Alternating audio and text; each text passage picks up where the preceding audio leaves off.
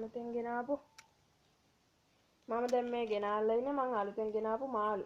මේගොල්ලන්ට කියන්නේ blue polar parrot කියලා. මේ බලන්න ලස්සන මෙයාලගේ. මෙයාලට කියන්නේ blue polar parrot. මෙතන ඉන්නේ male ද female ද කියලා නම් දන්නේ නැහැ. මේගොල්ලෝ ලස්සන මාළු. මෙයාලත් hybrid මාළු జాතියක් කියලා තමයි මම දන්නේ හැටියට නම්. බාබ්ලා ටික. එයාලව ගත්තේ රුපියල් 200ට. එයාලා ටිකත් හොඳට ඉන්නවා. හොඳ ටයිගර් බාබ්ලා ටික. මේගොල්ලෝ එකට දාන්න පුළුවන්. ලස්සන මාළු జాති දෙකක්.